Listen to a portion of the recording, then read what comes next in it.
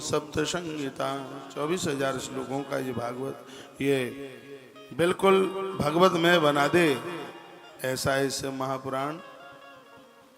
और जितना इसमें समय मिले उतना समय भगवान को दिया जाए, कथा सुनी जाए। क्योंकि एतस्य पुराणस्य कुर्वन् नित्यमिन्द्रितः, इंद्रियों को अपने वश में करता हुआ यदि कोई इस कथा को सुनता है तो लिखा है स सुखी सदा, वो व्यक्ति जीवन में कभी दुखित नहीं हो सकता, उनको जीवन में सुख ही सुख मिलेगा। शैवम पुराण ममलम शैव सर्वस्व आदरात, पूरी दुनिया उन्हें आदर देगी, मान देगी, गले से लगा लेगी। चतुर्वर्ग फलम शैव पुराणमलम परम, चारों पुरुषार्थों को देने वाली कथा श्री शिव महापुराण की कथा है। यावत कर्णगतम नास्ति पुराणम शैव मुत्तम, नास्तिक लोग हैं उनके कान में तो ये कथा जाएगी नहीं, और जिनके कान में ये कथा चली गई, ये कथा उनके हृदय को निर्मल कर देगी, हृदय मन मंदिर में मंदिर बना देगी, और वहाँ इष्ट आकर के बैठ जाएंगे। आज विज्ञान का टाइम आ गया है, रात को 12 बजे भी आप टीवी खोलेंगे तो आपको कहीं न कहीं कोई न कोई कथा चलती हुई मिल रही होगी। ऐसा पहले नहीं था, पहले तो कथा सुनने की इच्छा होती थी तो वक्ता के यहाँ जाना पड़ता था, और ऐसा नियम बना दिया क्योंकि महादेव को पता था कलकाल का व्यक्ति इतना व्यस्त रहेगा कि उसको तो समय ही नहीं होगा कथा में जाने के लिए। तो सुनाने वाले की गर्ज पड़ी क्या है कि वो किसी के यहाँ सुनाने के लिए जाए। तो वक्ता को सबसे पहली दक्षिणा भगवान शंकर ने दी, भगवान शिव ने दी। कथा की दक्षिणा भगवान भोलेनाथ देते हैं, क्योंकि भगवान शंकर को यह पता है कि वैसे तो कलकाल में ये वक्ता जाएंगे नहीं कथा सुनाने के लिए, क्योंकि कलकाल की स्थिति में लोभ ज़्यादा है। ऐसा और युगों में नहीं था। कलयुग में आदमी मंदिर में भी जाता है तो लोभ के वशीभूत, मुक्ति मांगने को कोई नहीं जाता। लोभ तो भगवान के मंदिर में जाएंगे तो रुपया पैसा देला टका मिल जाएगा। तो भगवान शंकर को पता था कि पंडित लोग भी कथा कलयुग में फ्री में तो सुनाएंगे नहीं, और कथा नहीं तो जीवन का कल्याण नहीं, शंकर जी को पता था। और भगवान ने परपाटी बना दी, जो वक्ता के मुख से कथा सुनेगा, कथा सुनने के बाद में उसे दक्षिणा देगा तो सैकड़ों गायों का गौदान का फल भी मिल जाएगा। यह परपाटी भगवान महादेव ने बनाई। भाग्य तो आज श्रोताओं का है कि घर बैठे कथा मिल रही है। पहले वक्ताओं को कहीं जाना पड़ता नहीं था, सब लोग वहीं आते थे सुनने के लिए। अब तो गांव गांव, मोहल्ले मोहल्ले, गली गली शंकर की बड़ी कृपा है कि कथा सुनने वालों से भी सुनाने वाले बहुत हैं। इसमें आलोचना नहीं होनी चाहिए, इससे हमारे सनातन धर्म को ताकत मिलेगी। हाँ, यदि वो कथा गाएं तब, और व्यथा सुनाएं तो इससे हमारे धर्म की गिलानी है। मन मुताबिक बातें नहीं हो, शास्त्रीय पद्धति से जीवन जिया जाए। शास्त्र जो कहते हैं वही हम करें, जीवन में कभी दुख का अनुभव करना ही नहीं पड़ेगा। शास्त्रीय परंपरा के साथ जीवन जिए। ये तो मैं आप सबको कहता हूँ, आजकल तो इतनी सुविधा हो गई है। गीता प्रेस का बहुत बहुत धन्यवाद है जिन्होंने इतने अनुवाद करके और शास्त्रों को, ग्रंथों को बड़ा सरल कर दिया। आप चाहेंगे तो घर बैठ करके भी इन गूढ़ कथाओं के अर्थ को आप समझ लेंगे। गीता प्रेस ने इतना बहुत कुछ किया है। सदाचार कल भी मैं निवेदन कर रहा था, आप सगरे पुराण पढ़ सुन लेना, शिव महापुराण नहीं पढ़ा तो कुछ भी नहीं पढ़ा। सबसे ज्यादा सदाचार का वर्णन श्री शिव महापुराण में है, और ऐसा ग्रंथ हमारे और आपके सन्मुख रखा हुआ है। कल का दिन तैयारियों में निकल गया, फिर भी कम से कम 2 घंटे से ज्यादा ही कथा हुई थी, और आज कथा का दूसरा दिन है। तारीख 13 हो गई है। नवंबर का महीना है, ना सर्दी है ना गर्मी है, बिल्कुल बसंत जैसा लग रहा है। बसंत तो आएगा 2 महीने बाद, लेकिन अनुभव ऐसा ही हो रहा है। आइए आगे हम बढ़ते हैं। भगवान शिव ने किस किस के ऊपर कृपा की। सोचिए महाराज ने इनके हाथ से ले लो। भगवान शिव ने किस किस के ऊपर कृपा कर दी और इस कथा के माध्यम से कौन कौन तर गए। सुनने सेवम पुराण मिदम आत्म विदाम वरिष्ठम सेव्यम सदा परमवस्तु सदाम समर्च्यम तापत त्रयाभिशमनम सुखदम सदैव प्राण प्रियम विदहरि समुखा मराणम। भगवान शंकर उनको अपने प्राणों से प्रिय मानते हैं जो भगवान शंकर के चरित्रों को सुनते हैं। पूरी दुनिया का सर्वे किया जाए तो सबसे ज्यादा मंदिर महादेव के मिलेंगे। एक बात से महादेव के ऊपर मेरी बड़ी श्रद्धा जुड़ी है और वो ये है कि जहर पीकर दुनिया को अमृत पिलाता है। ऐसा देव कहाँ मिलेगा। घर घर में शिवलिंग पहुंचाने की पूरी कोशिश की। तुलसीवन आश्रम ने आज हजारों में नहीं लाखों परिवारों में नर्मदेश्वर पहुंचाए। भगवान शिव एक ऐसे देवता हैं विधाता की लिखी हुई लकीर में कील ठोक देते।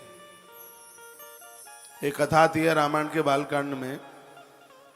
पार्वती माता की हस्त रेखा भाग्य रेखा नारद जी ने देखी और यह कह दिया कि इसको जो पति मिलेगा वो ठीक नहीं है, मंगल भेष वाला होगा, गुण मान मातु पितुहीना, उदासीन सब संशय छीना। ये बहुत बड़ा मंगल होगा कि तुम्हारी बिटिया को सास ससुर नहीं मिलेंगे।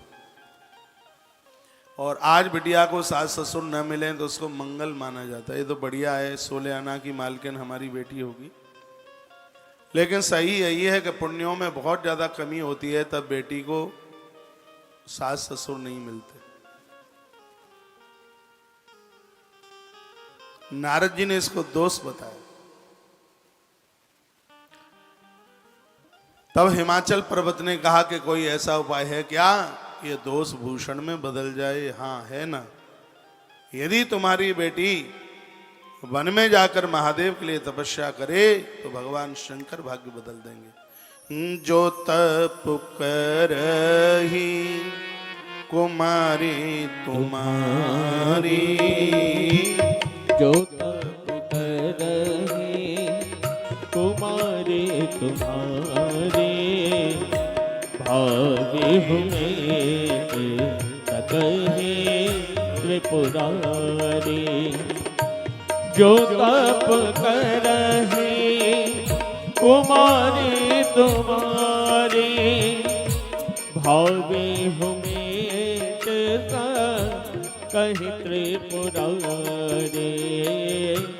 जो तप करही कुमारी तुम्हारी, भावी हुए कहीं त्रिपुरारी। नारद जी कहते हैं यदि तुम्हारी बेटी वन में जाके तप करे तो भाव को भाग भगवान महादेव मिटा देंगे। कल मैंने निवेदन किया है, अगेन का महीना चल रहा है, मासा नाम मार्गशीर्षम, श्रीमद् भगवद गीता। परमात्मा को महीनों में मार्गशीर्ष महीना अति प्रिय है। हर सोमवार को बेटियां भगवान महादेव की पिंडी के ऊपर बेल फल चढ़ाए। अष्टमी पड़ जाए सोमवार को तो फिर तो ये बहुत बड़ी बात हो जाएगी। अच्छे घर और अच्छे वर के लिए बड़ा अच्छा सा उपाय है, बड़ी अच्छी सी बात है। भगवान शंकर जन्म पत्री के संपूर्ण कुभावों को समाप्त कर देते हैं। यह महादेव की बहुत बड़ी महिमा है।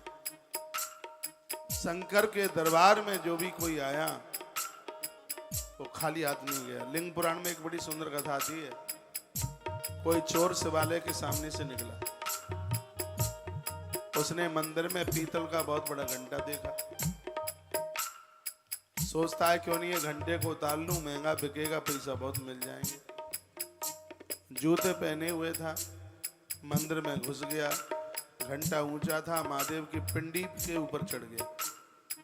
घंटा जैसे उसने पकड़ा तो घंटा बज गया। जैसे ही घंटा बजा उसी समय पिंडी फाड़ कर भगवान शंकर प्रकट हो गए। भोलेनाथ के हाथ में त्रिशूल था। चोर चरणों में गिर पड़ा, कहने लगा बाबा गलती हो गई, मुझे नहीं पता था कि पत्थर की शिला में आप बैठे हैं, क्षमा करें, अब ऐसी गलती नहीं करूंगा। भगवान भोलेनाथ तो बड़े दयालु हैं। भगवान महादेव ने कहा भगत तुम्हारे ऊपर अति प्रसन्न है, हमसे मांग लो तुम्हें क्या चाहिए। चोर रो पड़ा, उसकी आंख में आंसू आ गए और कहने लगा बाबा मुझे क्षमा कर दो, मैंने बहुत चोरियां की हैं, मैंने बहुत डकैती डाली हैं, आप बहुत महान हो, आप बहुत बड़े कृपालु हो, आप मुझे वरदान देने के लिए पिंडी फाड़ के प्रकट हो गए। बाबा मुझे यह बता दो कि मैंने अच्छा किया क्या है। शंकर जी ने कहा बेटा लोग सुबह ही सुबह आते हैं, कोई 1 लोटा जल चढ़ा देता है, कोई 250 ग्राम दूध चढ़ा देता है। पहली बार ऐसा भगत आया कि जिसने अपने आप को ही मेरे ऊपर चढ़ा दिया। ये महिमा भगवान शंकर की है। महादेव बड़े अद्भुत हैं। पाठक परिवार के द्वारा शायद 21वीं कथा चल रही है, जैसा कि भाई राहुल पाठक ने मुझे आज बताया। 21वीं कथा है। कल काल में तो आप परमहंस हैं, ये संहिता तो परमहंसों की है, और इस भरे कलयुग में इतना धर्म सदकर्म करने का सौभाग्य प्राप्त हो जाए, यह भगवान की कृपा के बिना संभव नहीं है। श्रीमद् भगवत गीता में गोपियों ने, श्रीमद् भागवत जी में गोपियों ने बताया कि वह व्यक्ति धरती का सबसे बड़ा दानी है जो कथाओं का दान कर रहा है। तब कथा अमृतम तप्त जीवनम कवि विरीडितम कलमसापहम श्रवण मंगलम श्रीमदाततम भुवि गृणंत ते भूरिदा जना।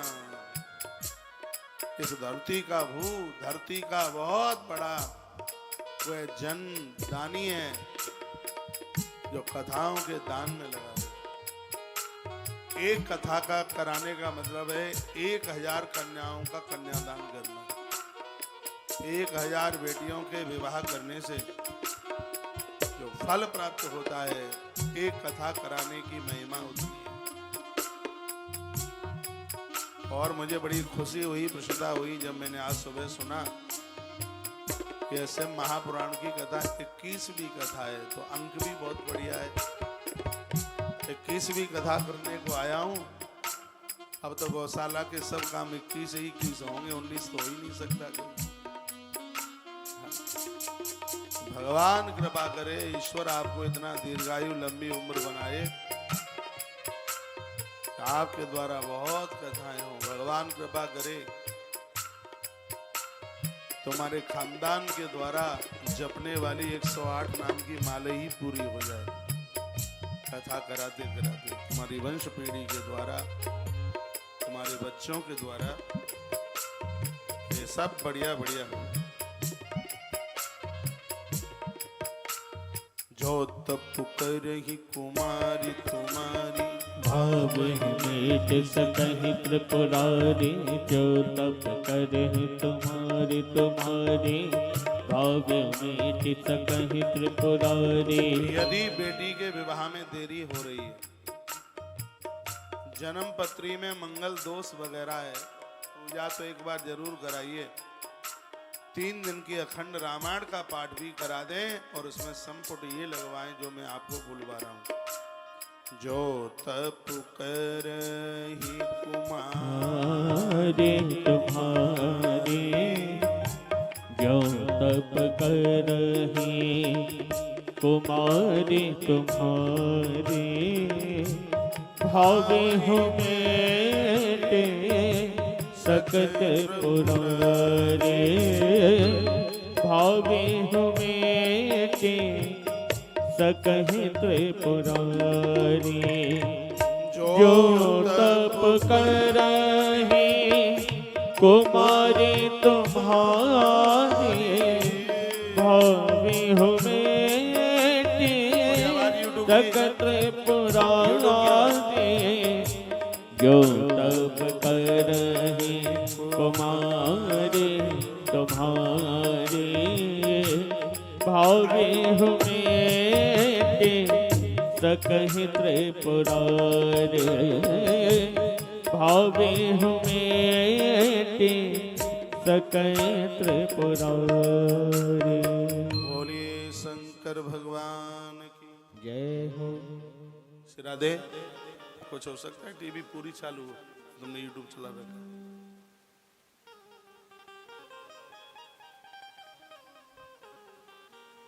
ठीक है। तो भगवान महादेव की सत्ता नादि और अनंत है, और शिव पुराण से तो शंकर बहुत खुश होते हैं। यहाँ बड़ा सुंदर वर्णन है, जैसी कथा में आए तो शिव पुराण को ग्रंथ को वंदन करें। लिखा है वंदे शिव पुराण में ही सर्वदा हम प्रसन्न दी। जो भी श्रोता कथा में जावेगा और ग्रंथ को प्रणाम करेगा, सदैव वो प्रसन्न रहेगा, उसके जीवन में दुख नहीं आएगा। हम लोग भी आते हैं यहाँ, गद्दी की परिक्रमा लगाते हैं, मत्था टेकते हैं, उसके बाद व्यासपीठ पर बैठते हैं।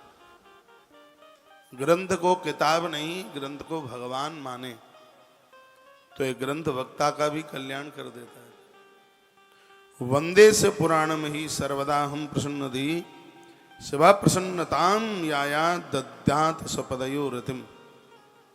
जो शिव महापुराण को वंदन करेगा, प्रणाम करेगा, कथा सुनेगा, शंकर उसके ऊपर इतने प्रसन्न हो जाएंगे, भगवान उसको अपना निज पद दे देंगे, अपनी जगह दे देंगे, अपना स्थान दे देंगे। विधि हरि समुखा मराणा। शिव पुराण की कथा सुनने वाले लोगों को मरते समय हरि और हर ये सब स्मरण होंगे। और अंतोमति सोया गति, अंत में व्यक्ति की जैसी मति होती है उसको उसी प्रकार की गति मिलती है। इसलिए समय निकाल कर व्यक्ति को भगवान के चरित्र, भगवान की कथाएं सुनना चाहिए, क्योंकि जब तक रहेगी जिंदगी फुर्सत न होगी काम से। कुछ समय ऐसा निकालो प्रीति हो जाए भगवान से। तो सौनक ऋषियों ने महात्मा सूत जी को पूछा कि भगवान शंकर की कथा से किन किन लोगों का कल्याण हो गया, आप कृपा कर दें। जैसे श्रीमद् भागवत जी में धुंधकारी की कथा है, उसी प्रकार से श्री शिव महापुराण में 2-3 लोगों की कथा वर्णन की है, जिसमें शिव महापुराण के महात्म्य को दर्शाया गया है। आइए सुनते हैं, हम चलते हैं आगे। सौनकवाच, सौनको ने कहा, सूत सूत महाभाग धन्य स्तम परमार्थविद अद्भुते हम कथा दिव्या श्रावती कृपाय न। आप बड़े बड़भागी हैं, भाग्यशाली हैं, क्योंकि आप सदैव भगवान की कथाएं सुनाते रहते हैं। धरती पर वह दानी है जो कथाओं का दान कर रहा है, वो बड़ा भाग्यशाली है जो भगवान की कथाएं सुना रहा है। हम लोग बड़े बड़भागी हैं, भाग्यशाली हैं। ईश्वर ने ऐसी ड्यूटी, ऐसी नौकरी दे दी है कि रोजाना यह काम करने का सौभाग्य प्राप्त हो रहा है। पूरा 2.5 साल पूरा हो गया है, 31वां महीना आरंभ हो गया है, जिसमें एक दिन के लिए भी कथा ने विराम नहीं लिया। जब मैं इन कथाओं की महिमा सुनता हूं तो अपने अपने भाग्य की भी मैं बड़ी सराहना करता हूं, बड़ा धन्यवाद करता हूं स्वयं के भाग्य के लिए। देखो इसमें लिखा है, सूत सूत महाभागा धन्यस्तम परमार्थविद। सौनक ऋषि कहते हैं, गुरुजी तुम बड़े भाग्यवान हो, क्योंकि तुम्हें रोज भगवान की कथा सुनाने का सौभाग्य प्राप्त होता है। 12 वर्ष सूत जी ने कथा लग करके सुनाई, जिसमें एक दिन का भी अवकाश नहीं था। 12 वर्ष।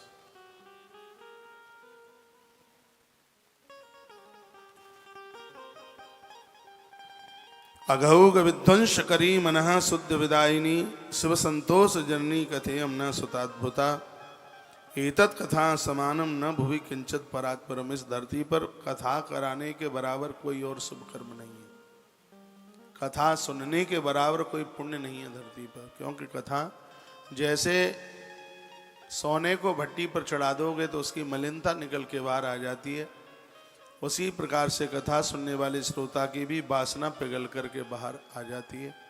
कथा उन लोगों को पावन पवित्र बना देती है जो नित्य भगवान की कथाओं को सुनते हैं। पूछा गया सौनक ऋषियों के द्वारा, के विशुद्धंतनया कथया पापिनी कलो। कल काल में ये कथा किन किन लोगों को शुद्ध कर देती है। वद तान कृपया सूत, हे गुरुजी वद बोलिए, हमें बताइए। कृतार्थम भुवनम हमें लगता है कि आपकी कथा के द्वारा संपूर्ण भुवन धन्य धन्य हो जाएंगे। तब सूत जी ने कहा, ये मानवा पाप कृतस तो दुराचार रता खला। जिस व्यक्ति ने धरती पर संपूर्ण पाप किए हैं, कोई पाप छोड़ा ही नहीं है। कामादि नृता नित्यम तेप शुद्धंत ने न वही। कामी लोगों का भी उद्धार, उनको भी शुद्ध श्री शिव महापुराण की कथा कर देती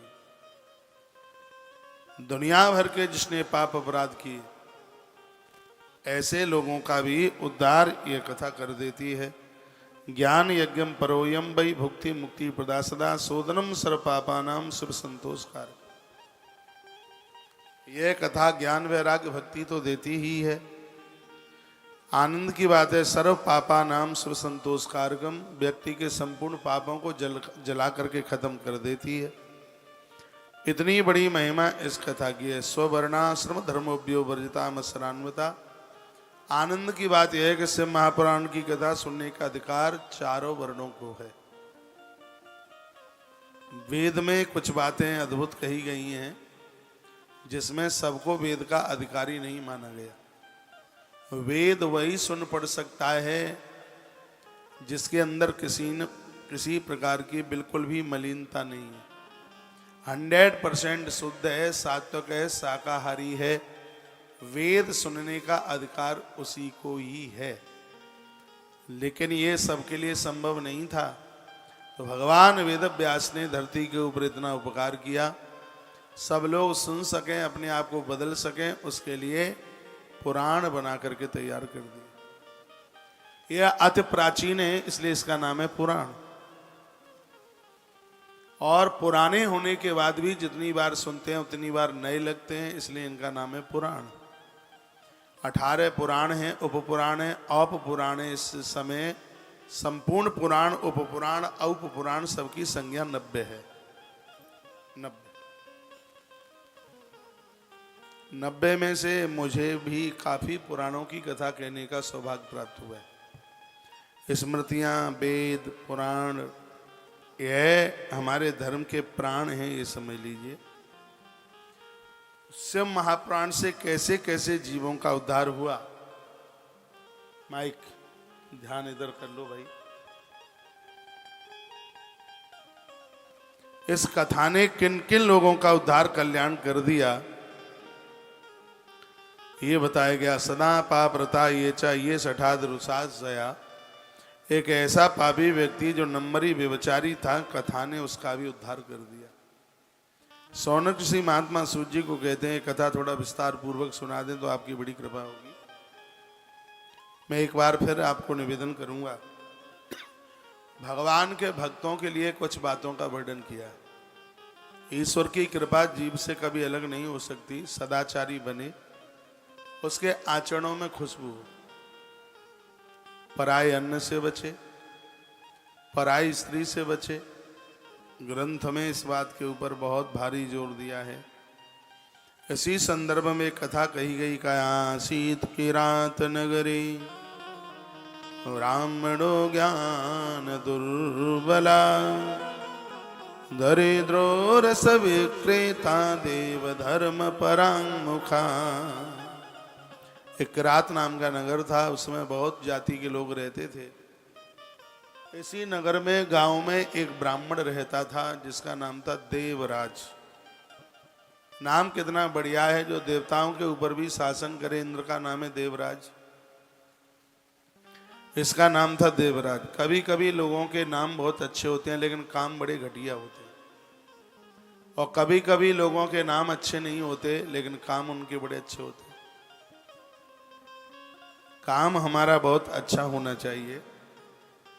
क्या करता है देवराज? दरिद्रो रस विक्रेता। ये दरिद्र है, खूब व्यापार करता है तो भी दरिद्र है। दरिद्रता क्यों नहीं जाती? क्योंकि इसका व्यापार ठीक नहीं है। रस विक्रेता, शराब बेचता है। मुझे चारों वर्णों के लोग सुन पा रहे हैं और मैं बहुत आग्रह पूर्वक निवेदन करूंगा, मैं समाज का कोई ठेकेदार नहीं हूं, मैं समाज का प्रार्थी हूं। बस मैं प्रार्थना करता हूं। धन कमाने के बहुत ज़्यादा साधन होते हैं, जरूरी नहीं है कि शराब बेच के मुर्गी फार्म हाउस बना के ही धन कमाया जाए। धन आया ये बड़ी बात नहीं है, धन आया कैसे ये बहुत बड़ी बात है। धन की आवक कैसे हुई है। यदि धन गलत तरीके से आया है तो तीसरी पीढ़ी में पेट फाड़ करके निकल जाएगा, बच्चों को बर्बाद ही नहीं कंगाल कर देगा, उखाड़ फेंक देगा। अभी तो गड्डियां आती हैं, पैसा आता है तो लोग बड़े प्रसन्न होते हैं, कहते हैं हमारे पास तो माल बैग भर के रात को आता है। बैग भर के कैसे आता है, इस बात का जरूर विचार करें। परमात्मा उसी को स्वीकार करता है जिसने अच्छे कर्म किए। बहुत लोग अपराध करते हैं, कहते हैं भगवान को चढ़ा देंगे, भगवान कुछ भी नहीं लेता अपराध। आप कोई अच्छा सा काम करें और सरकार भारत सरकार तुम्हें पारितोष दे और आप कह दें कि इनाम मुझे चाहिए नहीं, आप अपने कोष में जमा कर लो, तो भारत सरकार तुम्हारे इनाम को अपने कोष में जमा कर लेगी। आपने अच्छा काम किया है और गवर्नमेंट आपको 10 लाख रुपया देती है और आप कहते हैं सरकार से कि मुझे जरूरत नहीं है, ये आप अपने कोष में जमा कर लें, तो सरकार उसको जमा कर लेगी। कोई व्यक्ति किसी का मर्डर कर दे और धारा 302 लग जाए और कहे कि इसको सरकार अपने कोष में जमा कर ले, जब जरूरत पड़ेगी तब ले लूंगा, ऐसा संभव नहीं है। अच्छा करोगे उसको सरकार जमा करेगी, कुछ घटिया हो गया तो दंड तत्काल मिलेगा। आप कुछ अच्छा बढ़िया करते हैं उसे भगवान स्वीकार करते हैं और हमसे अपराध होते हैं, पाप होते हैं तो उसका भोग हमको ही भोगना पड़ता है। इसलिए बुरे काम का बुरा नतीजा नहीं मानो तो कर देखो, अच्छा करोगे तो ही अच्छा होगा। बुरा हो गया है तो उसके परिणाम हमको ही झेलने पड़ेंगे। तो धन कमाने के बहुत रास्ते हैं, तो जरूरी नहीं है शराब मदिरा बेच करके ही पैसा कमाया जाए, और भी तो साधन है। आपका व्यापार भी ऐसा होना चाहिए जिसमें लोक हित हो रहा हो, लोगों का कल्याण हो रहा हो, ऐसा कुछ हो। पैसा कमाने में सामने वाले को झोंपड़ा उसका उखाड़ फेंक दे, उसे बर्बाद कर दें, हे परमात्मा ऐसा धन किसी को भी मत देना। और हमने बड़ा बारीकी से देखा है, जिन्होंने ब्याज पर ब्याज जोड़कर अपने बच्चों को करोड़पति देखना चाहा, बच्चों ने सब कुछ बेच बाच दिया, फुटपाथ पर आ गए, सब खत्म हो गया। इसलिए याद रहे इस बात के लिए, धन धर्म के साथ जुड़ा हुआ होना चाहिए। हम और आप 4 पुरुषार्थ पढ़ते हैं, धर्म अर्थ काम और मोक्ष। तो धर्म अर्थ का बड़ा भाई है, छोटा भाई नहीं है। और छोटा उसे कहते हैं जो बड़ों का आदर करे। तो पहला है धर्म, दूसरा है अर्थ। तो इसका मतलब अर्थ धर्म के नीचे होना चाहिए, लेकिन आज अर्थ ऊपर चला गया, धर्म नीचे रह गया, इसलिए अन्याय अपराध हो रहा है। हाँ, अर्थ ऊपर गया, ये रावण और शिशुपाल के यहाँ ये सब कुछ यही तो हुआ। इन लोगों का अर्थ ऊपर चला गया और धर्म गौड़ हो गया, इसलिए इनका विनाश हो गया।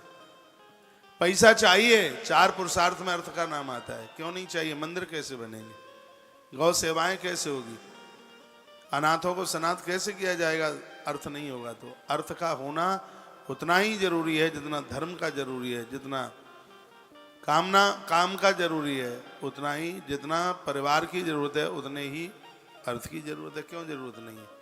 4 पुरुषार्थ में अर्थ का नाम आता है, लेकिन याद रखा जाए अर्थ ऐसा नहीं जो अनर्थ पैदा कर दे। अर्थ का ज्येष्ठ भ्राता है धर्म।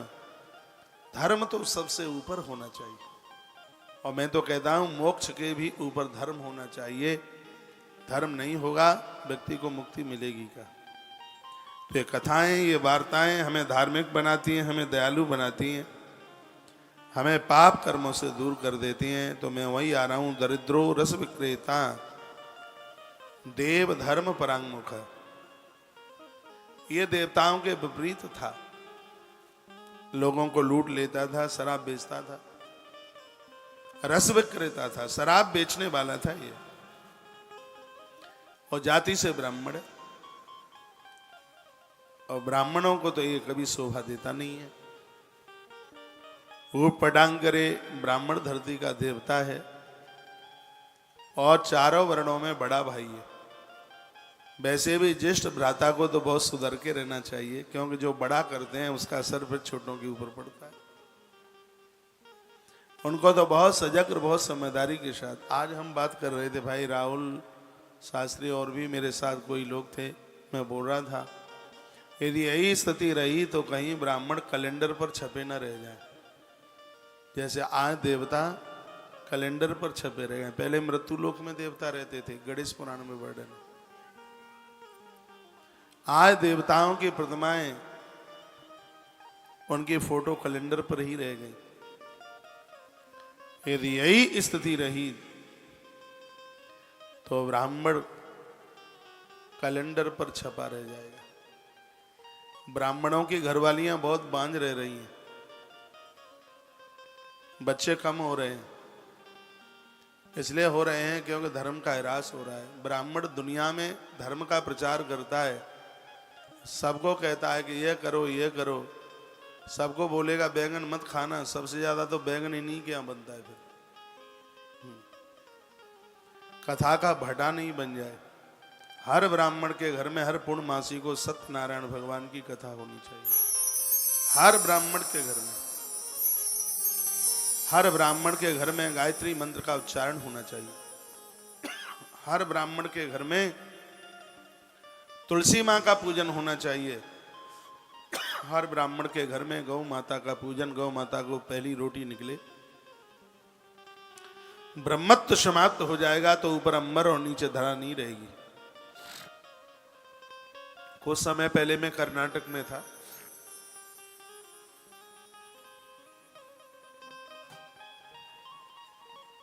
मैंने वहां पता लगाया कि क्षेत्र में कोई कर्मकांडी ब्राह्मण है क्या, मिला नहीं। बहुत प्रांत ऐसे हैं जहां ब्राह्मण दारू पीते हैं, मुर्गा खाते हैं, ऊट पटांग करते हैं। ये मैं ब्राह्मणों की अवहेलना नहीं कर रहा, मैं ब्राह्मणों का पुजारी हूं। मुझे ब्राह्मण उतने ही अच्छे लगते हैं जितना कि मुझे भगवान नारायण अच्छे लगते हैं, भगवान विष्णु अच्छे लगते हैं।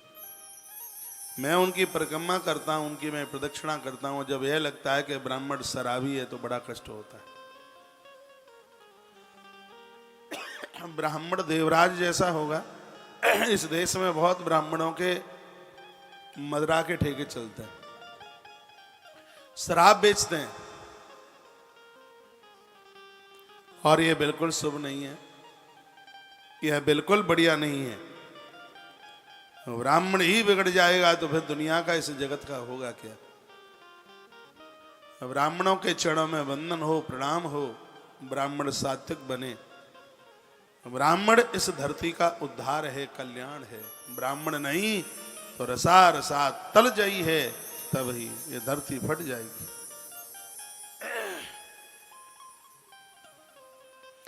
दरिद्रो रस विक्रेता देव धर्म परांगमुखा। भारी शराब बेचता है तो भी दरिद्र है। क्यों दरिद्र है? इसलिए दरिद्र है क्योंकि इसके पास चरित्र नहीं है, चरित्र से खोखला है, इसके अंदर दोष भरे पड़े हैं। मटका कितना भी सुंदर हो, उसमें यदि छेद है तो भरा हुआ घड़ा खाली हो जाएगा। आदमी के पास कितना भी कुछ हो, उसके अंदर दोष है तो तब वो रीता हो जाएगा, खाली हो जाएगा, उसके पास कुछ भी नहीं रहेगा। एक नींबू की बूंद 10 क्विंटल दूध को खत्म कर देती है, उसी प्रकार से एक छोटा सा दोष जिंदगी को बर्बाद कर देता है। इसलिए आग्रह पूर्वक मेरा निवेदन है कि अपने दोषों को निहारिए। हम लोगों में देख रहे हैं इतना बुरा है, इतना बुरा है। बुरा जो देखन में चलिया, बुरा न मिलिया कोई। जब दिल खोजा आपना तो सच में मुझसे बुरा न को। अपनी तरफ ध्यान करके देखा तो पता चला कि सिगरे दोष, सिगरी कमियां हमारे अंदर भरी पड़ी है। एक बार हम अपने आप को जरूर बदलें। कथाओं से हमें यही सीख सुनने को मिलती है। देवराज ब्राह्मण खोटे कर्म करता है, स्त्री लंपट है, पाप का बाप है, पराई नारी को छूना, स्पर्श करना। ये पाप नहीं है, ये पाप का पापा है, पाप का पिता है। ऐसे लोग हैं जिनकी वजह से दूसरी स्त्रियों का धर्म खत्म हुआ है। वो कैसी स्त्रियां हैं जिनकी वजह से पुरुष लोग बर्बाद हुए। मैंने बहुत बार कहा है, पैसा गया कुछ नहीं गया, मकान गया कुछ भी नहीं गया, स्वास्थ्य गया तो कुछ गया थोड़ा। जिस व्यक्ति का चरित्र गया उसका सब कुछ चला गया। गोस्वामी जी ने मानस में लिखा, जिसके गले में लोभ का फंदा नहीं लगा, पराई नारी के नेत्रों से जो घायल नहीं हुआ। सुग्रीव कहते हैं, तुम समान रघुराया, भगवान वो व्यक्ति तो आपकी तरह है। उदार बनिए, लोभी नहीं। ईश्वर ने आपको दिया है आपकी जरूरत से ज्यादा, तो धर्म कर्म करने के लिए, चाहे स्त्री हो चाहे पुरुष, दोनों को आग्रह पूर्वक निवेदन है, संयमी बनिए। किसी कथा में मैं बोल रहा था कि धरती पर कम ही लोग ऐसे होते हैं जो पराई नारी को देखकर, सुंदर स्त्री को देखकर, जिसकी आंख में काम ना आया, ऐसी स्त्री पराये पुरुष को देखकर जिसकी आंख में विकार न आया, साक्षात ईश्वर है धरती पर। और ऐसे लोगों का दर्शन करने से पाप ऐसे जल जाते हैं जैसे माचिस की तीली से कपूर जल करके राख हो जाता है। अपने धर्म को हम सुरक्षित रखें। इन्हीं संदर्भों में इन कथानकों का वर्णन किया है। आइए एक कड़ी आओ महिमा गाएं भोलेनाथ की, भोलेनाथ की, दीनानाथ की, आओ महिमा गाएं भोलेनाथ की। बड़ा अद्भुत है देव, जितनी भी बड़ाई की जाए भगवान शिव की उतनी कम है।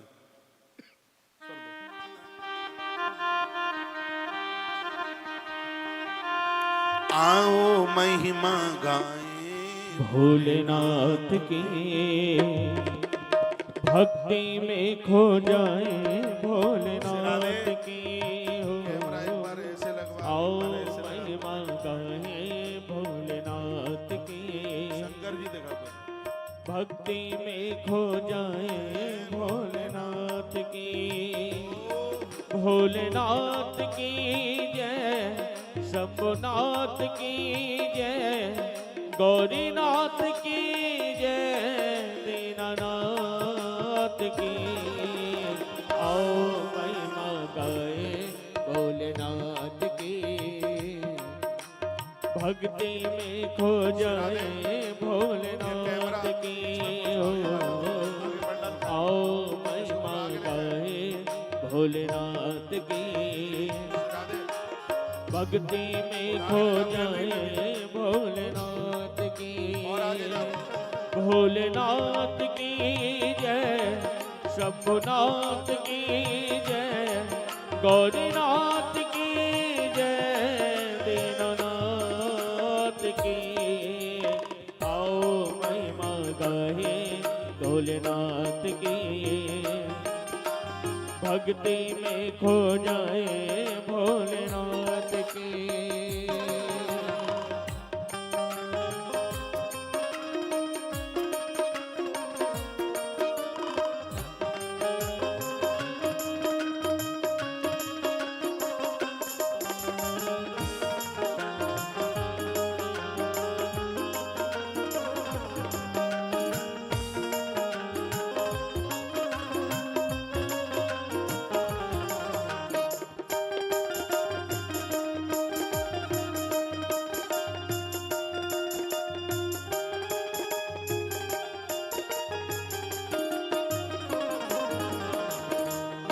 मुख पर तेज है अंग भभूति, गले सर्पों की माला, माथे चंद्र जटा में गंगा, शिव का रूप निराला। अंतर्यामी सबका स्वामी, अंतर्यामी सबका स्वामी, भक्तों का रखवाला। तीन लोक में बांट रहा है ये दिन रात उजाला। जय बोलो भोलेनाथ भक्ति में खो जाए भोलेनाथ की आओ महिमा गाए भोलेनाथ की भक्ति में खो जाए भोलेनाथ की भोलेनाथ की जय शंभुनाथ की जय गौरीनाथ की जय दीनानाथ की आओ महिमा गाए भोलेनाथ की भक्ति में खो जाए भोलेनाथ की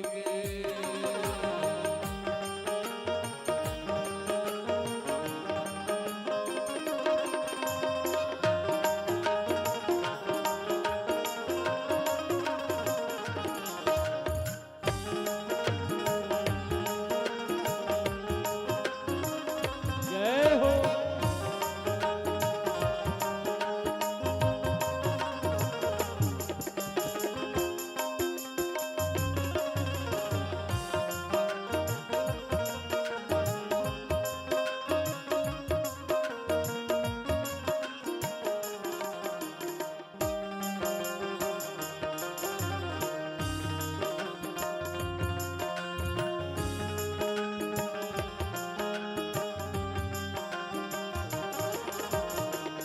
पी के भंगे तरंग में जब जब भोला शंकर आए हाथ में डमरू डमरू लेकर नाचे और नचाए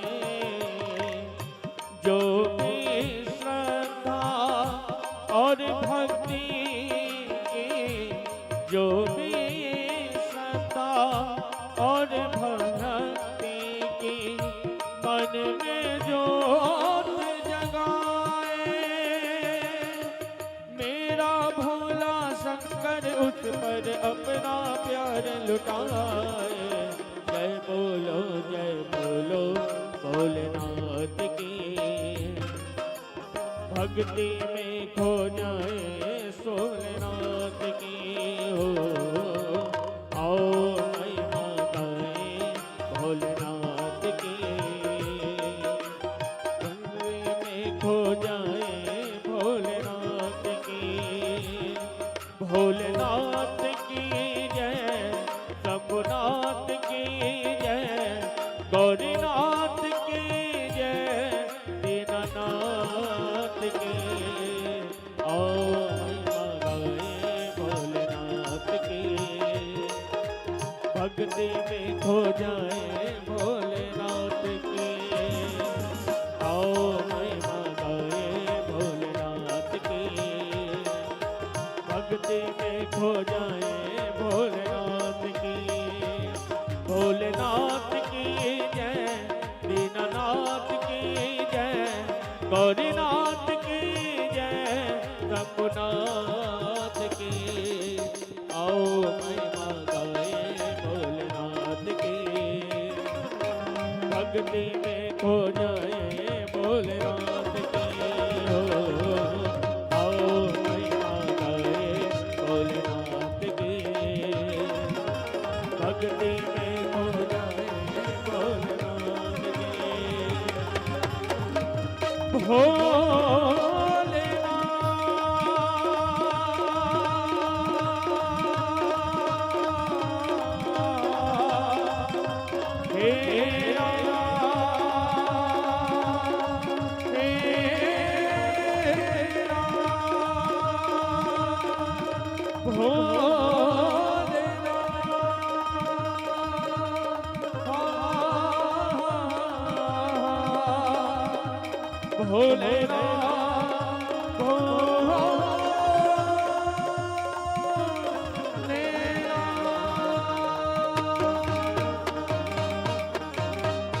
बोलिए शंकर भगवान की जय श्री हनुमान जी महाराज की जय। जय जय श्री राम श्री राम श्री राम। आप लोग बैठ जाइए, बैठ जाएं। तो आप सुन रहे थे एक ऐसे ब्राह्मण की कथा जिसका काम धाम बिल्कुल भी ठीक नहीं है। दरिद्रो रस विक्रेता देव धर्म परांगो का कभी भी मठ मंदिर में दर्शन करने के लिए नहीं जाता। और ग्रंथों में वर्णन है कि भगवत दर्शन करने से ज्ञान वैराग्य और भक्ति तीनों के तीनों प्राप्त होती। आपने अपने घर में मंदिर बनाया होगा, न बनाया हो तो घर में भगवान को बिठाना। सुबह स्नान के तत्पश्चात सबसे पहला दर्शन है वो भगवान का कीजिए। बिना तेल लगाए हुए, बिना लीपा पोती किए हुए सबसे प्रथम दर्शन है। सबसे पहले भगवान का दर्शन कीजिए। ठाकुर के सामने कुछ बोलिए, कहिए भगवान क्या है, आपकी कृपा से मुझे आज फिर आपका दर्शन हो गया है। उन्हें ऐसा बोलिए, ये कभी कहीं मंदिर गया नहीं, लिखा है संध्या स्नान परिवृष्टो वैश्यव्रती परायण देवराज ख्यातो विश्व तह जनमंच गई। लोग इससे मित्रता नहीं करते, जहाँ से निकलता है लोग इसको देखकर आंख बंद कर लेते हैं। इतना बड़ा पापी आदमी है देवराज। ये कथा मेरे और आपके लिए कही गई है। ऐसे लोगों का संग मत करना जिसका मुंह देखने से पुण्यों का ह्रास होता है।